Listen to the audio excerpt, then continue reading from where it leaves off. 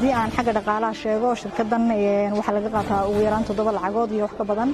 waxaan ogaan karo qofka shirkada ku soo biiray amba soo gudagala ayaa aad u ogaan karo haddii aan fiiriyo xagga caafimaadka aan waxaan ka helay caafimaad aad iyo aad u qaali ah Ilaahay waa bixiya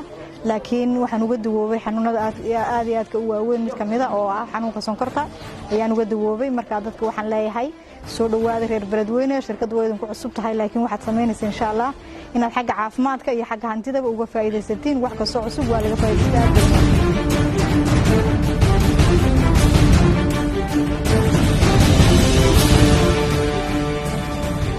shaqada ay Tiyanis qabato ugu muhiimsan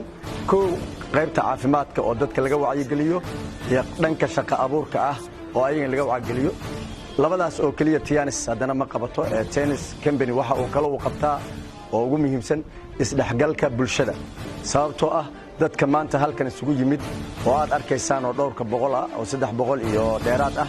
waxa ay ka kala yimaadeen daafaha magaalada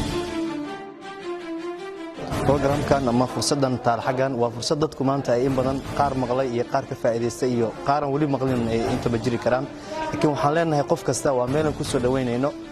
intii hore u maqashay ama la joogtaba inaan ku sii dhiirigelino inay tahay meel noloshooda ka bedeli karaan intaan wali ka wehelin aan leenahay soo dhawaada kana soo mid noqda fursadan xagan taala oo baahi badan oo bulshada qabto looga badbaadi karo laga heli karo ama laga faa'iideysan karo haddii xagga caafimaadka haddii xagga dhaqaalaha iyo horumarkii bulshada iyo isdhaxgalkii bulshada waa meel wax badan oo faa'iido ay yaalaan shirkadan Tiyanis waa shirkad aad u weyn asal ahaanteeda waxa laga aasaasay sanadka markuu ahaa 1995 wadanka Jaynaha magaalada la yiraahdo Tianjin waxaan boqolkiiba boqol aad ugu faraxsanahay in Soomaali badan ka faa'iideysteen